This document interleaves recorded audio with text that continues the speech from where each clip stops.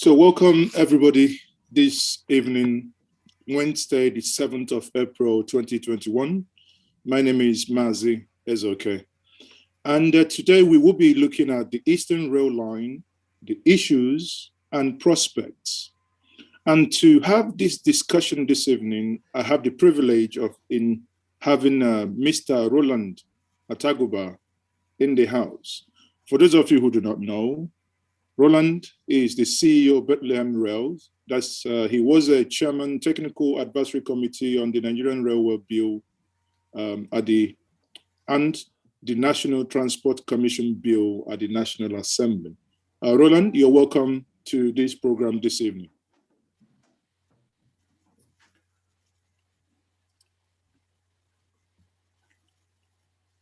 Can you kindly unmute yourself, Roland? Done. Okay, you're welcome. Yes, thank you. Okay, so we quickly get into the conversation. I did understand that on the 10th of March 2021, that we learned from the Minister of Transport, Rotimi Amechi, that the federal government had kick-started a $3 billion rehabilitation and reconstruction of the 1,443 kilometer, which amounts to about 897 miles Eastern Railway line that starts from Port Harcourt in Rivers State to Maiduguri.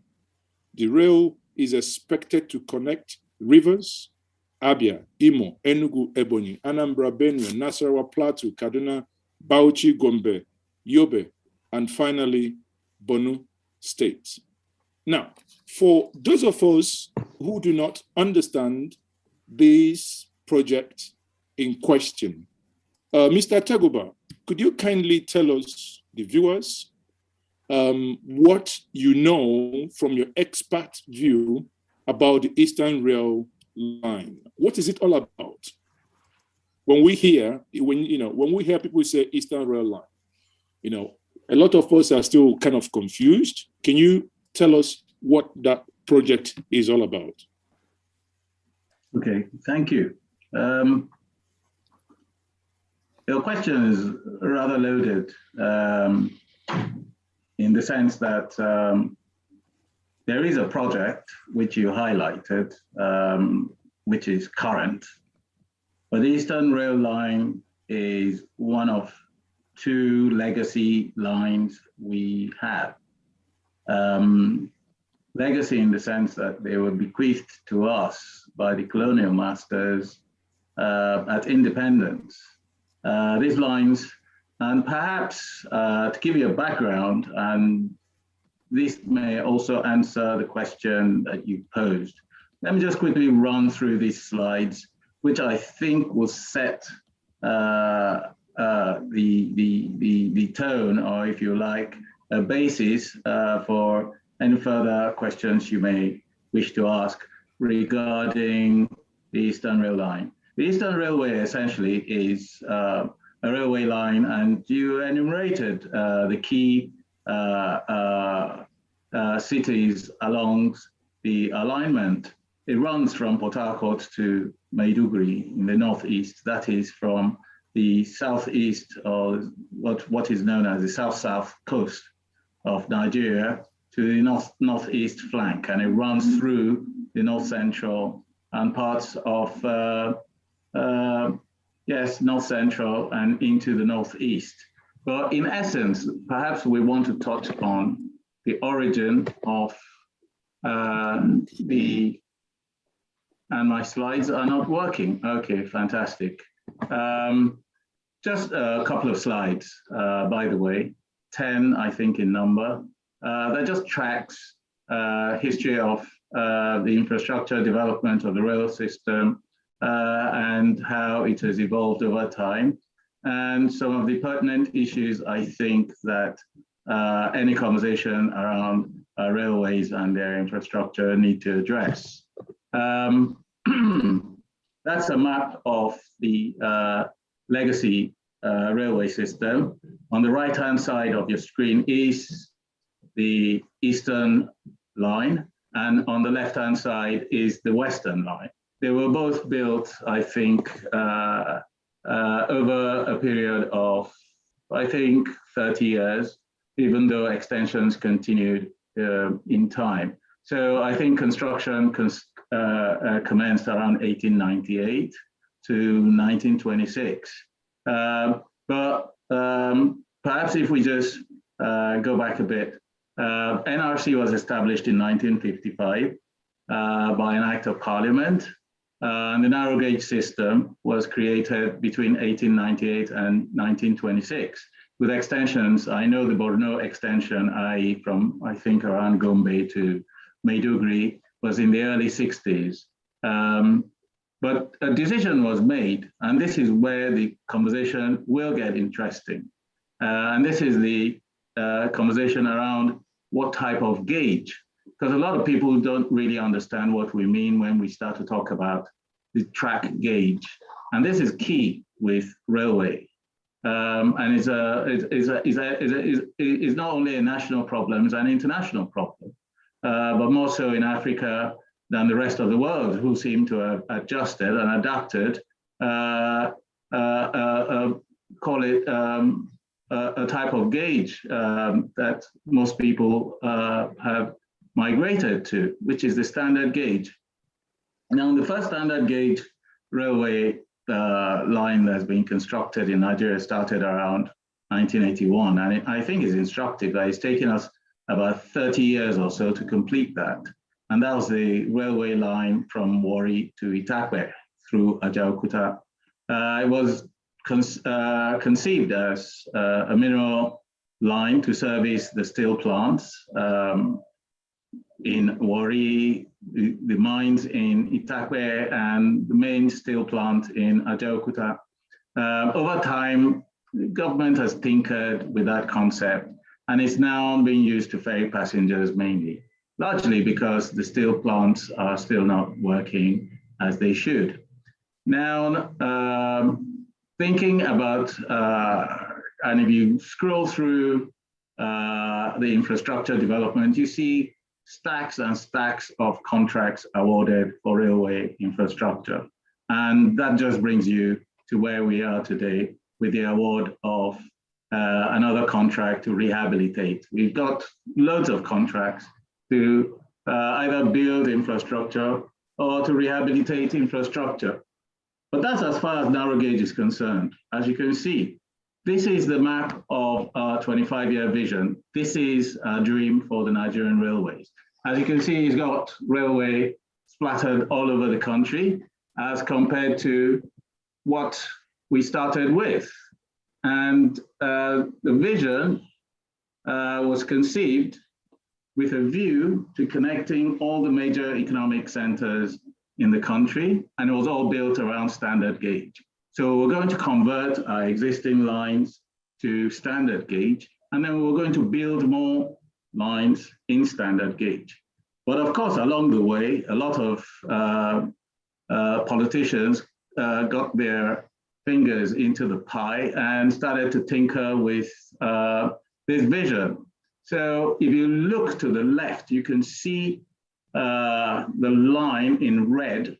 That's the new standard gauge line, but you've got the black one. So the concept of conversion from narrow gauge to standard gauge was already being messed up. And this started from, I think, around 2008 by the Yar'Adua government. And so we're going to end up with two parallel lines serving practically the same axis, one narrow gauge and one standard gauge. Total waste of resources, if you ask me, and very, very difficult to maintain as well. That's a problem. But notwithstanding, look at the historical performance of our main railway agency, the NRC. With all of those investments that we've talked about, or that I highlighted, and those were just the highlights of investment. We're not talking about the recurrent expenditure of maintaining staff, of running an enterprise or an agency, and of course, a lot of the operational expenditure that goes into keeping things ticking over. So we're talking about billions and billions of dollars that's invested, and yet look at performance. It's just coasting at the bottom there.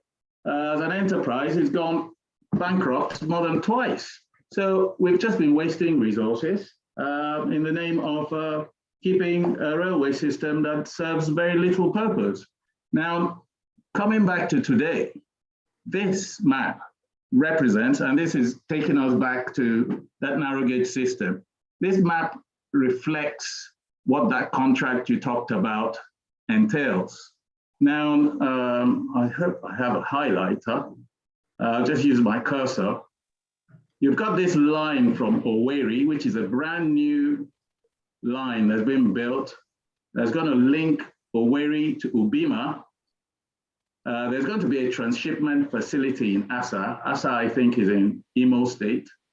And it comes down from Owerri through Asa to Ubima, and then Ubima to Elelemwo, through One to Bonny Island. Now, these are key economic centers, and they definitely would benefit from linkage by railway.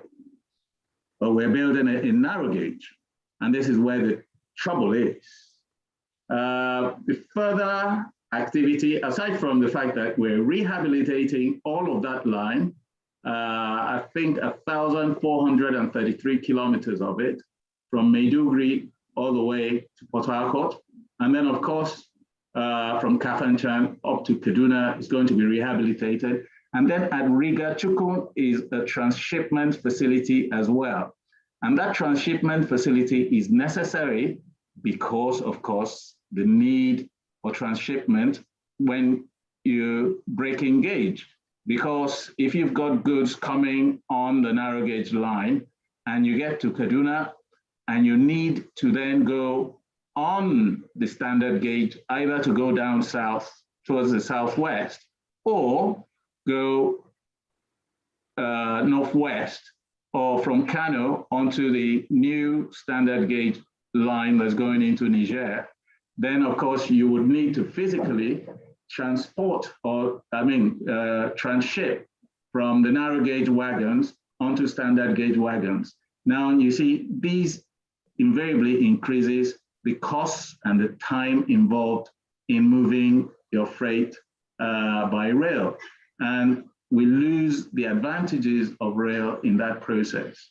And that is why it is really very, very ill-advised to maintain 2 gauges of railway system. Moving forward, and not wanting to dwell on that, the issues and the prospects for the Eastern Line.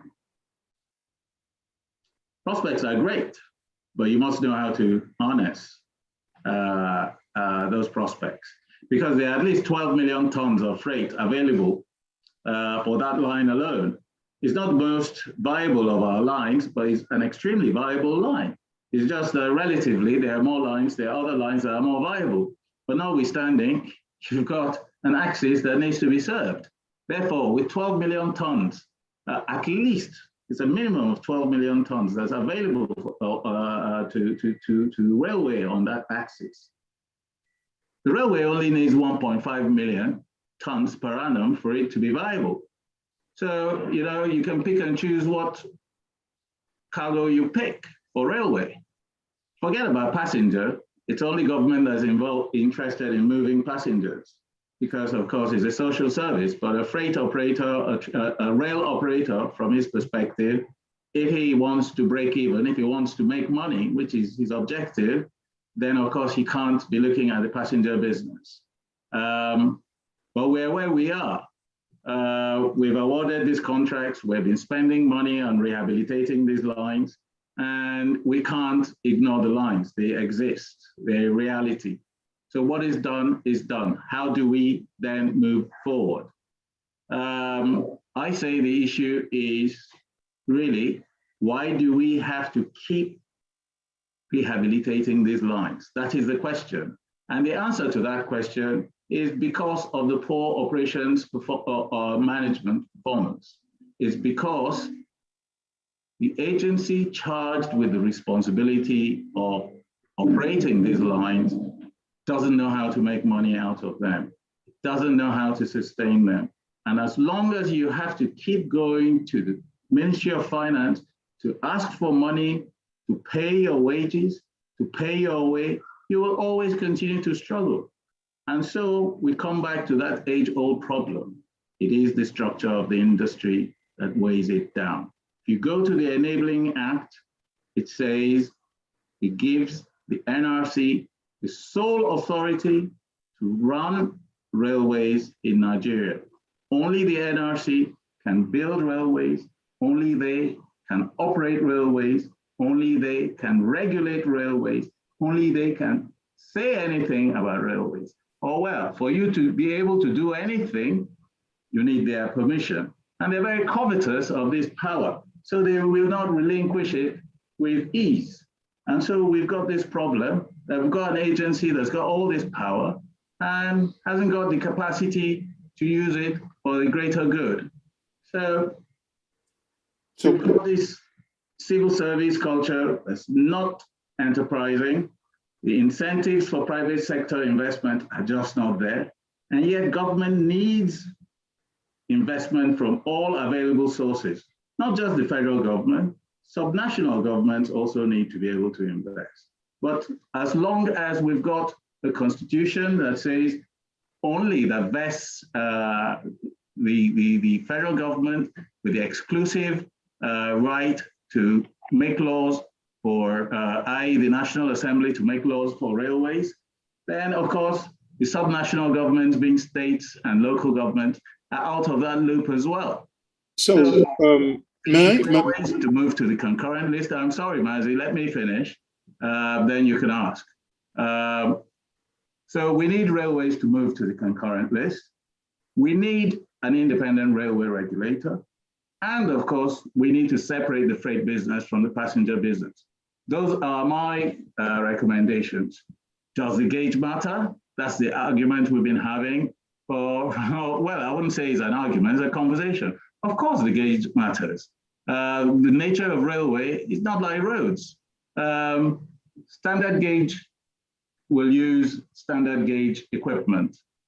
Narrow gauge will use narrow gauge equipment, and neither the twain can mix. Meter gauge, ditto.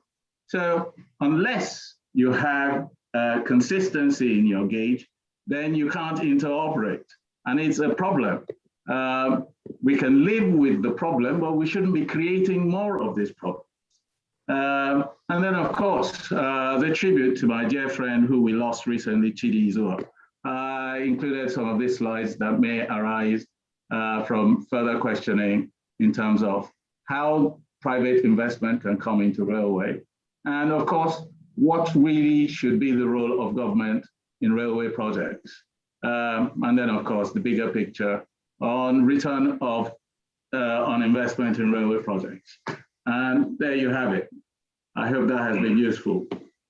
Okay, thank you very much for that great insight. I mean, it does justice to the topic as regards to the issues and prospects. Now, obviously listening to the prospects there, quite enticing, but on the issues, you know, obviously you've pinpointed that the NRC, as it were, are not, you know, from your perspective, are not up to the job.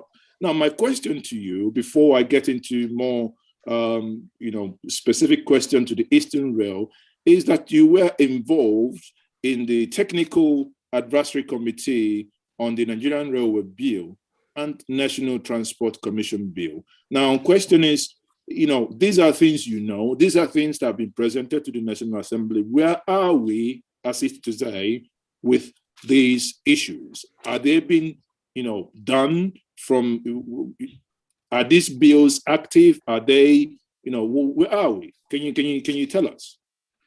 As far as I know, the laws haven't been, they haven't made it into the statute book yet.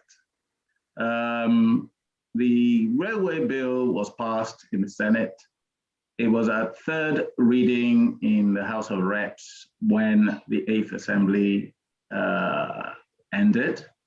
And therefore, that legislation hasn't passed.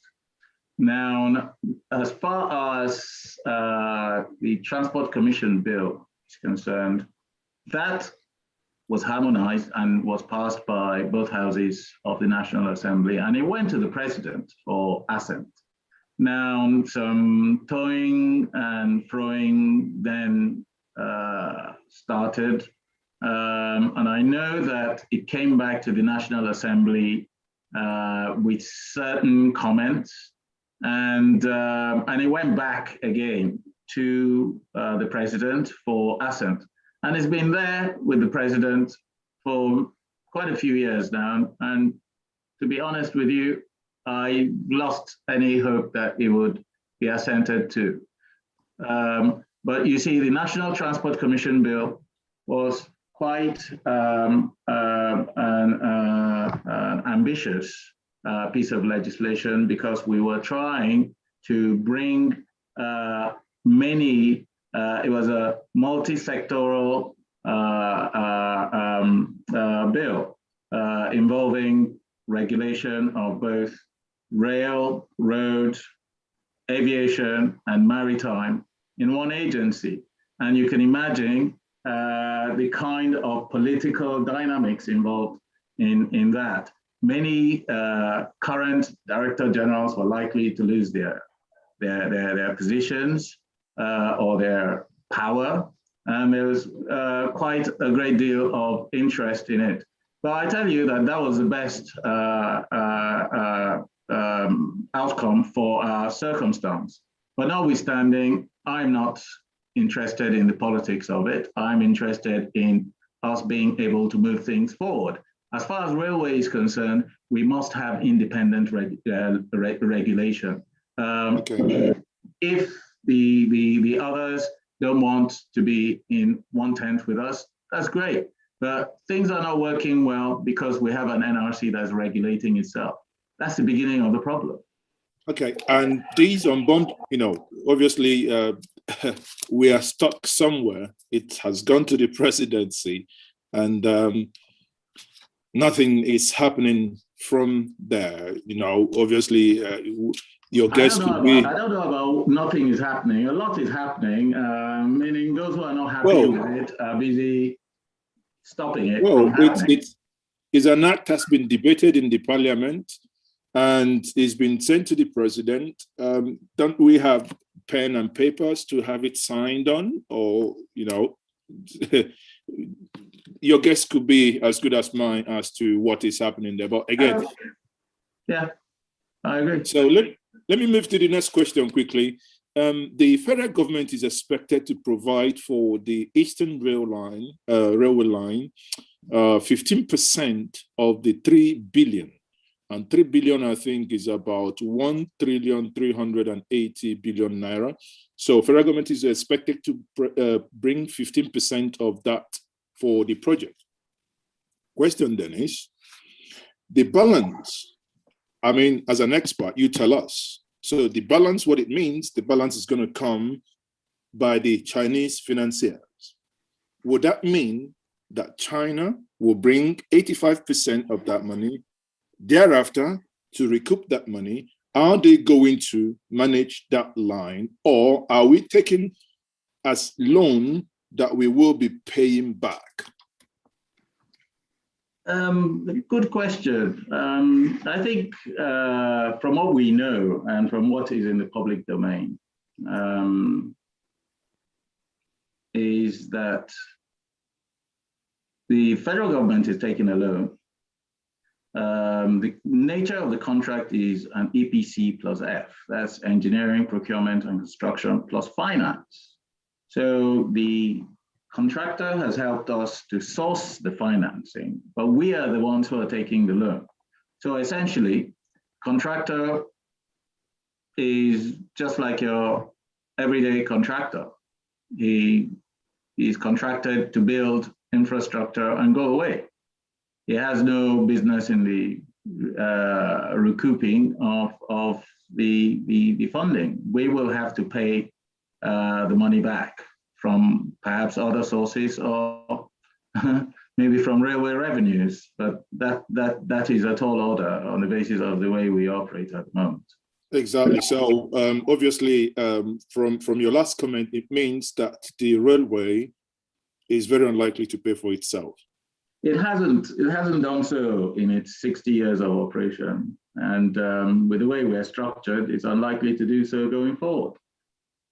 Okay, so the Lagos-Ibadan and Lagos-Kaduna rail are on standard gauge. Is that correct? Yes. Well, I don't now, know about and Lagos, we do have a rail. Abuja, Kaduna. Okay. Lagos, so and Ibadan, Abuja, Kaduna. Yes. Okay. Okay, those are standard gauge. Yes. And we are now talking about the Eastern Railway network that is Port Harcourt to Maiduguri to be, currently it is on narrow gauge, right? And we are trying to rehabilitate it still on narrow gauge, whereas Lagos Ibadan, Lagos Kaduna Kano is it's standard gauge. I'm struggling here to see the sense, because what it means in my little understanding is if we have one parallel line going this way, there can never be that we can construct from maybe now Onitsha to Ibadan, because one side is standard, the other side is narrow gauge, so they will never meet. Yes, you're right. But again, you probably missed something in my earlier presentation, which I said this whole situation has not been caused by the current government. So any attempt to politicize it is a wrong shot. It is a problem they've inherited. But as you know, there's the old maxim, it's when in a hole, stop digging. And we seem to be digging further because if you start to build new narrow gauge infrastructure, it's like you're deepening the hole that you're in. This problem really started in 2008 by Yar'Adua when he went out for a whole-scale rehabilitation of the narrow gauge. The 25-year vision, which is our official policy, was predicated on gauge conversion. So the whole plan was at the end of 25 years, we would have just one gauge, and our entire railway network was going to be standard gauge. But when they started to rehabilitate, do a full rehabilitation, because what a full rehabilitation in essence is a renewal of an infrastructure that's coming to the end of its useful life. And when you renew it, you're extending that useful life by, say, 25 to sometimes 40 years.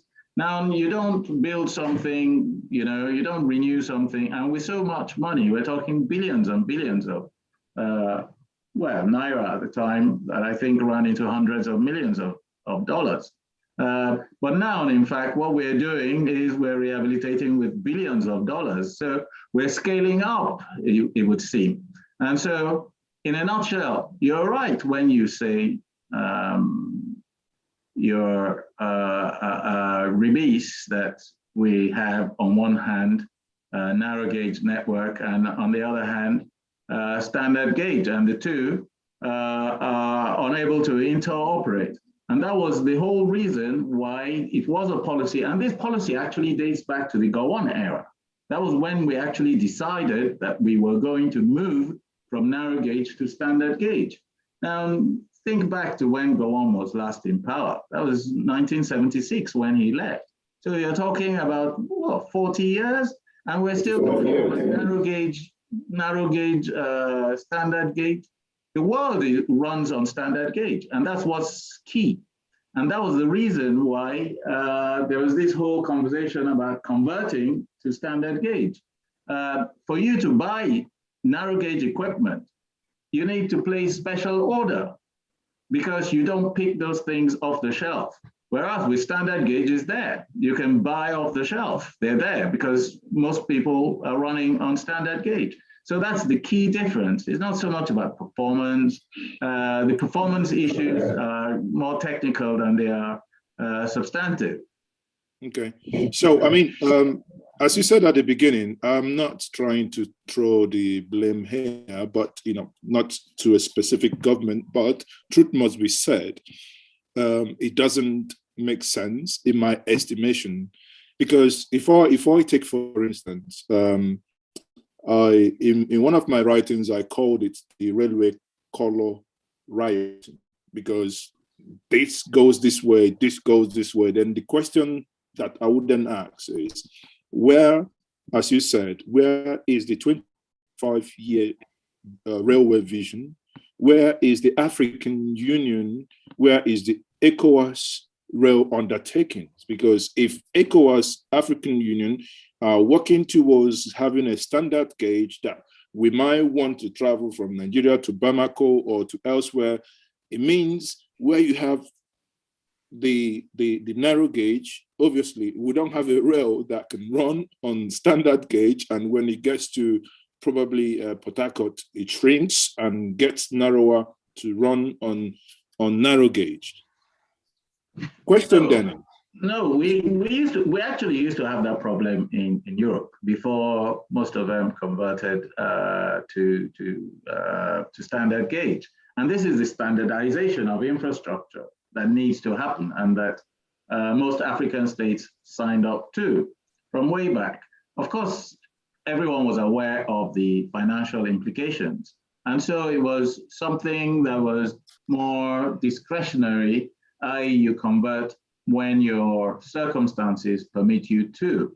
But it doesn't mean that you can't travel, say, as you gave your example, from, say, Lagos to Bamako. But what happens is your journey is not smooth. What it means is you will travel, if you're needing to break gauge, you could travel from, say, Lagos, and because what it was the British built narrow gauge in their colonies, and the French built meter gauge in theirs. So you would come from Lagos, you would get to Benin Republic, and there you run into a meter gauge, which is 1,000 millimeters wide, which means your trains can't go on that gauge.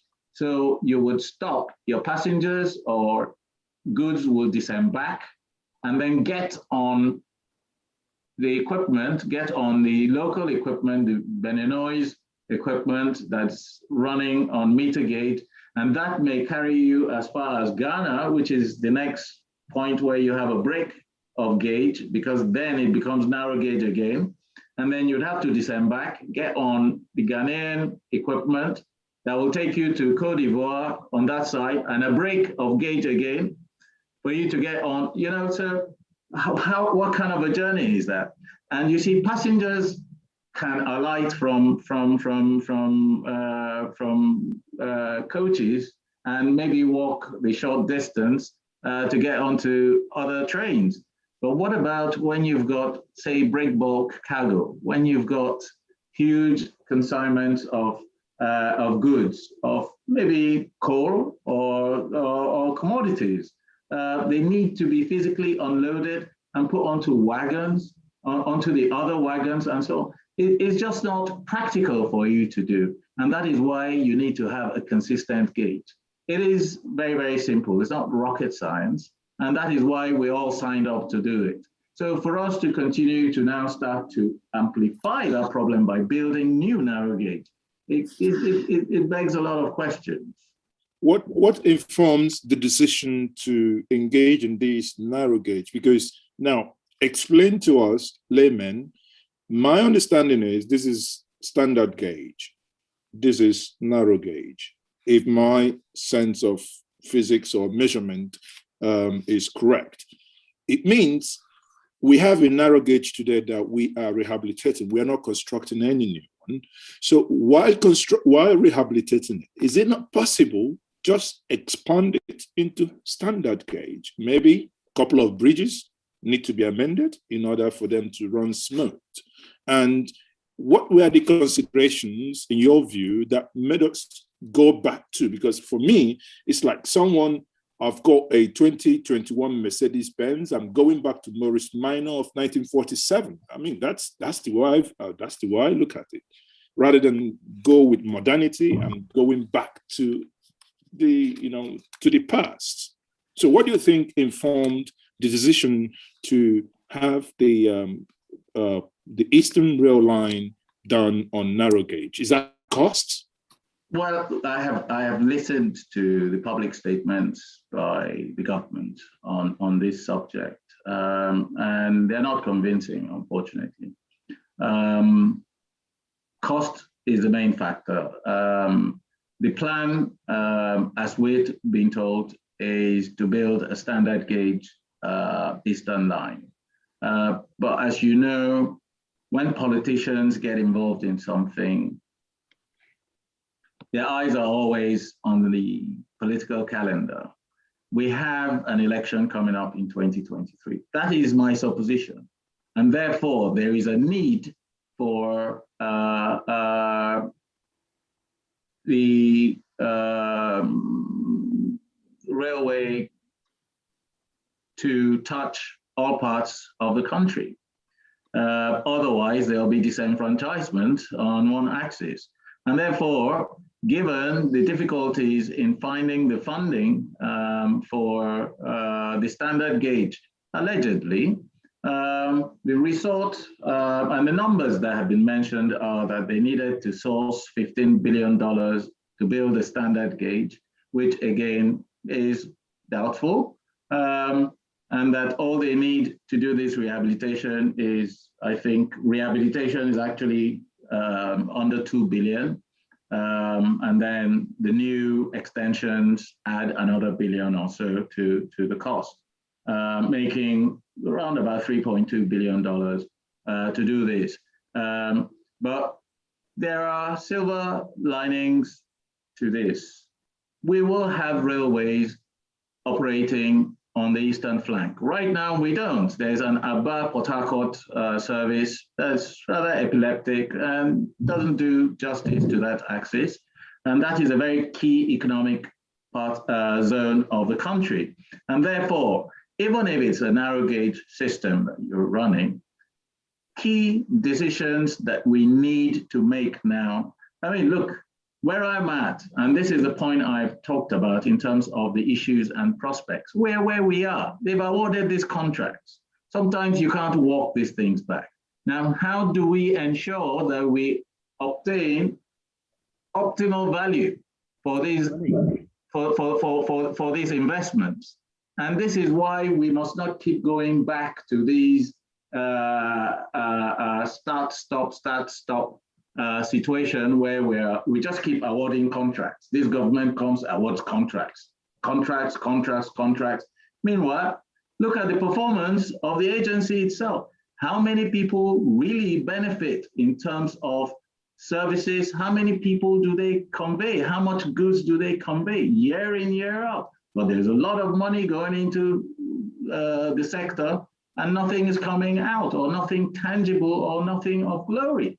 And therefore, we need to devise a system in which we're getting value. And that is really where I think our focus should be. And that's on how we operate this railway.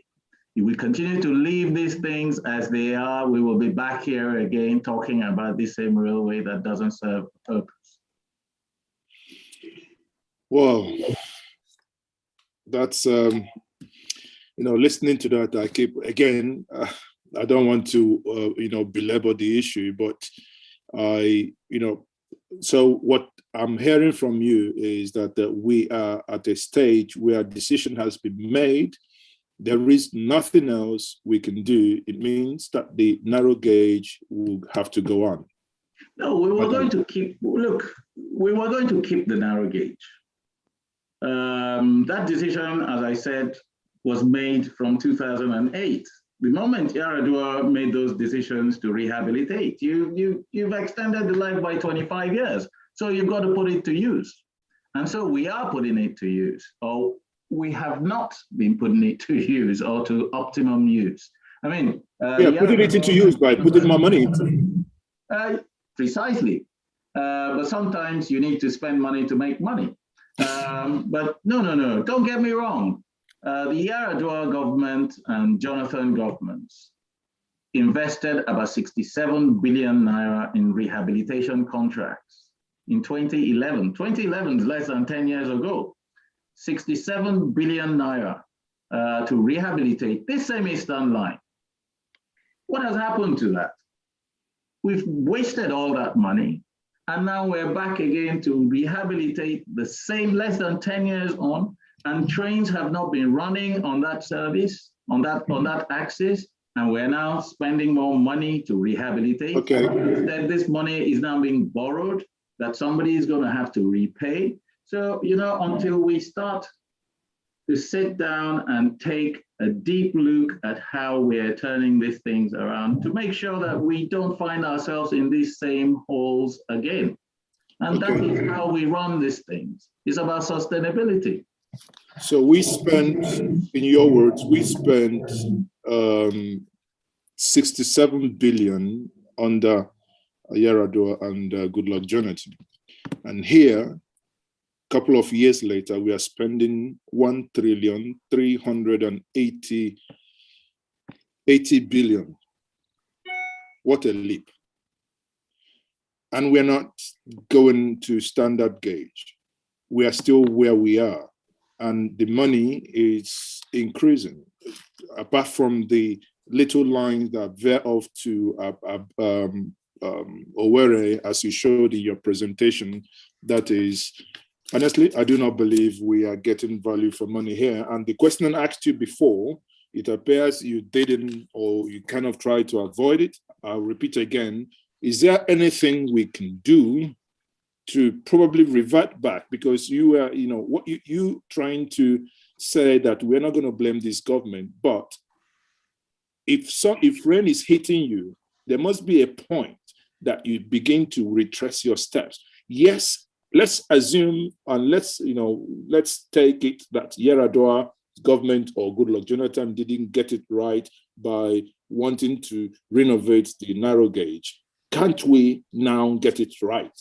What stops us from getting it right? What can we do? Or is it done that we can do virtually nothing? We have to only just wait until the project is completed. No. I think there's a need to clarify, and there's a need for us to also understand what has been told to us. Whether you believe it or not is another matter. But what we've been told is that there is still a plan to build an Eastern Line standard gauge infrastructure. In the same track you built narrow gauge. No. I mean, same way we've done on the Western Line. On the Western Line, we have a narrow gauge infrastructure that's existing. And beside it, we're building a standard gauge. That's what Lagos-Ibadan that you mentioned. It's a Lagos to Kano railway, standard gauge. So we have a plan to replicate that on the eastern axis. It's a question of when is that going to happen? And will it happen? So those are questions you can ask. But certainly government says it plans to do that, but that it needs to get ahead with doing something for that eastern axis. And that is why it's leading with the standard, with the narrow gauge first. Call it a political decision if you like, but that's only a timing issue. Okay, thank you very much for that clarification. I think we are coming to the, towards the end of this presentation, and I have a couple of hands raised. I would take just questions, please. Godson Ibagwa, please, can you ask your question? Make it briefly. Thank you. Godson Ibagwa, please. All right, thank you very much. Mr. Roland Ataguba, thank you very much for those clarifications on your presentation. One thing I found, before I go to my question, I would want to say something. We're talking about the Eastern Rail Line. I'm an engineer by profession, a chartered engineer in the UK. We're talking about the Eastern Rail Line. But however, we've talked mainly about Nigerian red lines as a whole. But let me point out that these are Owerri to through Ubima to Bonny. I think it must have been initiated by the present minister because he's going through his town, which is fantastic. I don't begrudge him on that. That's a good thing. If he's going through his town, that's fine.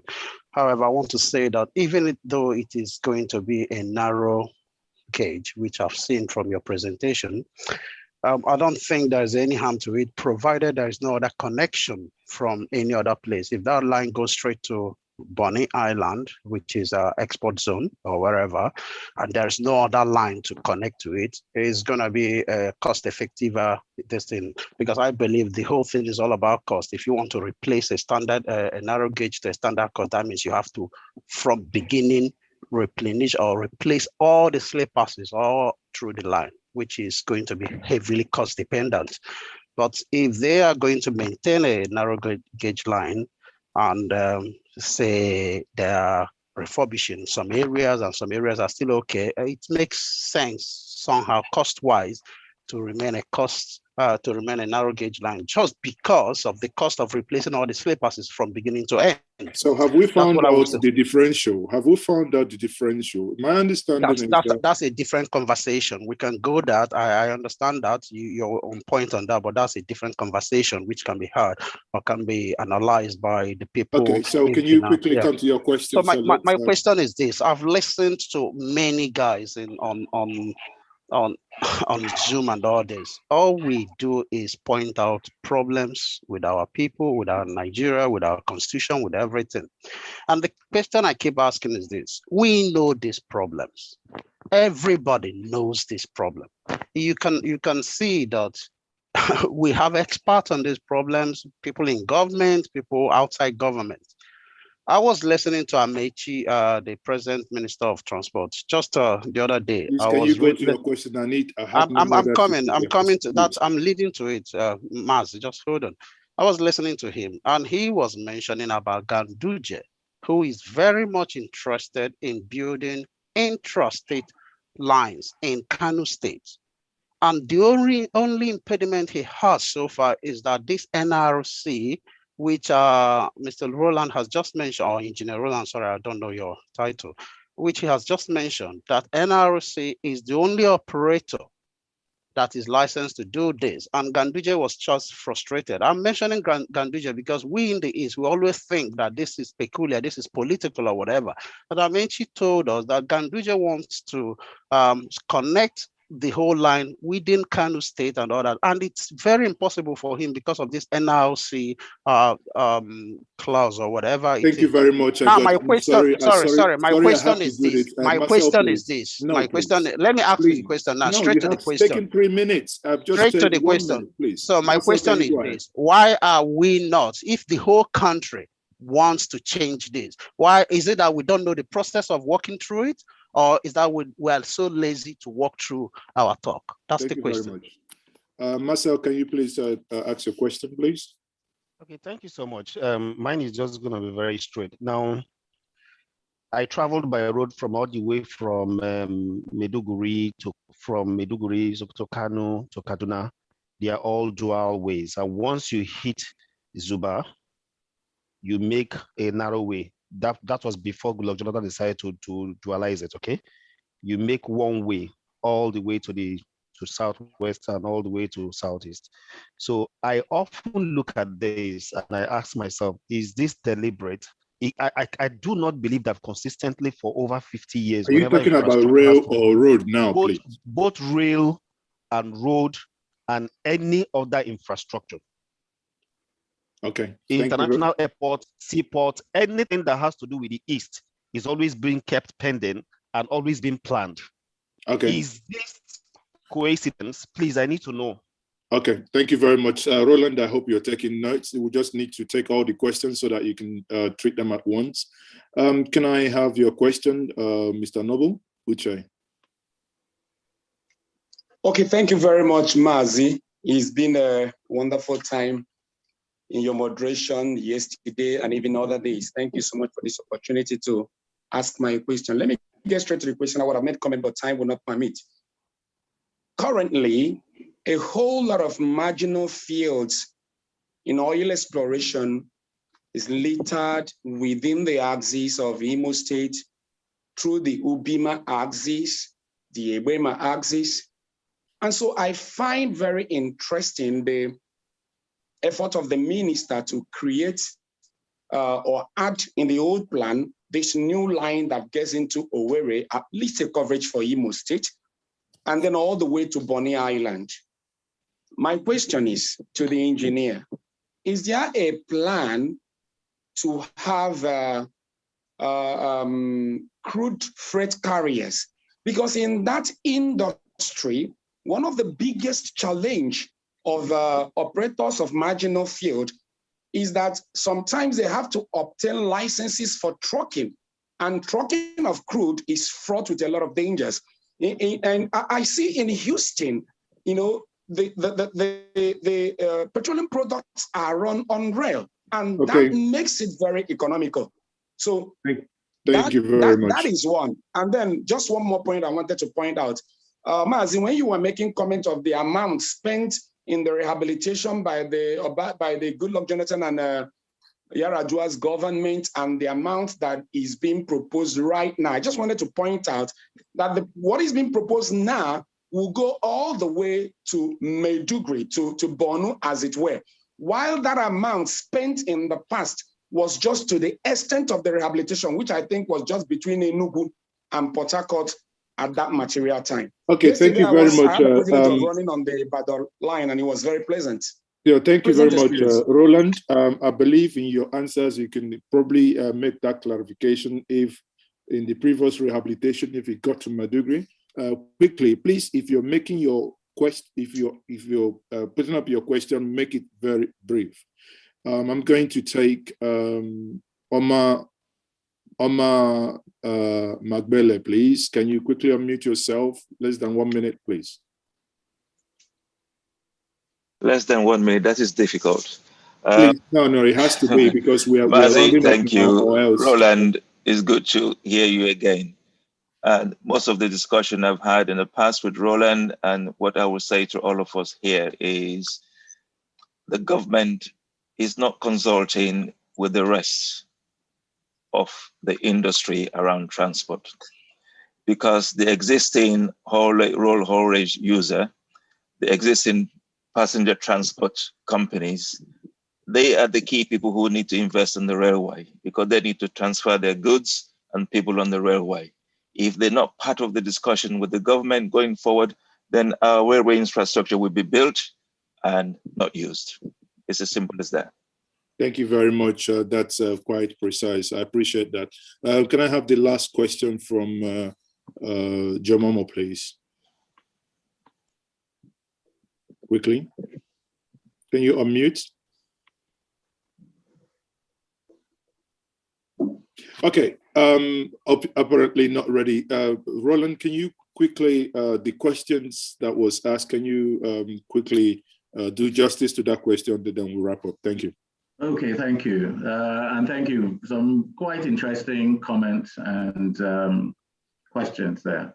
Godson Ibegwa wondered if there were any other connections. You must know of the Coastal Railway, which is a standard gauge line from Calabar through Port Harcourt, through the entire coast, all the way to Lagos.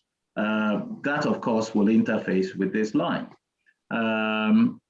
Then, of course, you've got nearby the Central Railway line, the Central line from Warri, that's going all the way up through the steel mines in Itakpe, and also the steel plant in Ajaokuta, and all the way up to Abuja and through to Kaduna and so on. That's central, that's standard gauge as well. So it is that interoperability. I mean, if you create that kind of a narrow gauge line, then it becomes a problem how it interoperates with the standard gauge lines that it will interface. So that is really the problem of that gauge. Marcel, ask if it's a coincidence that the East is always pending. My brother, this is a perennial question. Every part of Nigeria feels marginalized by the government of the day. If you ask me, I come from the Middle Belt. I'll tell you too, my people are marginalized. But we can't continue along this path of more marginalized than you. What we have to do is count our blessings and try to harness what we've got. Noble talked about crude carriage by rail.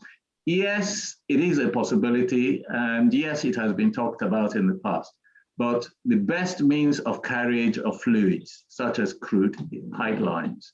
But we know what has happened or what has been happening to pipelines in the coast or in the south-south. They're being sabotaged and so on and so forth. And therefore, it is about how do we resolve those problems, because a lot of these problems are not just infrastructural, they're also political. So the answer to that is pipelines, as far as I'm concerned. But failing that, or yes, we can move crude by rail as well, and even refined products, even though you've got that high flammability as a problem. But in North America, we're doing all of those. You also sought clarification on the Port Harcourt to Maiduguri line. It was 67 billion naira contracts that were awarded, and it was for the entire length of the line from Port Harcourt all the way to Maiduguri. It wasn't just Port Harcourt to the Enugu axis was one contract. Then from that, there was Port Harcourt to Makurdi, then Makurdi to Kuru Jos, then Kuru Jos to Maiduguri. And then, of course, there was Kafanchan to Kaduna was part of the Makurdi to Kuru. There were 3 contractors involved, and the aggregate sum was 67 billion. Now, at the time those contracts were terminated, I don't even know that they were being formally terminated, but they have not been performing due to usual thing, lack of payment, maybe because government does not want, or government has issues with the performance. But notwithstanding, those contracts are dead.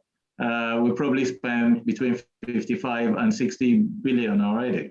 But what have we got to show? Practically nothing. What we're ending up doing now, as Mazi has worked out, I don't know what exchange rate he has used, but we're spending trillions now to do the same stuff. Is that the right way? Or should we keep doing these things this way? So for me, the solution in terms of what we need to do going forward still brings me back to why we keep going around in concentric circles. Why are these infrastructure dilapidating as they are? I mean, if you rehabilitate, surely those things are supposed to last you another 25 years. But we've just gone less than 10 years in which we have hardly used these facilities, and we're now having to spend another lot of money to rehabilitate. So something can't be right there. And we need to start to look for solutions to address this. Thank you very much. To the question of how I did my conversion, conservatively, I put up 460 naira to a dollar, which as of today is about 478, 480. But just give or take. So if we do that by the 3 billion is going to give us 1,380 billion. I mean, that is mind-boggling compared to 67 billion naira that never worked. But let's be careful. And it's good we compare. 3 billion is not for rehabilitation alone. I think about 1.9 is for rehabilitation, and then about 1 billion does the new build. And don't forget, the new build is not just in the south. There are also some new build in the north that's connecting Yobe, I think from Gombe to Damaturu. That, I think, will take about 400 and 20 odd million dollars to build. Wow. Interestingly, when we start to talk about costs, I think, as far as I'm concerned, it's the Chinese that owe us an explanation.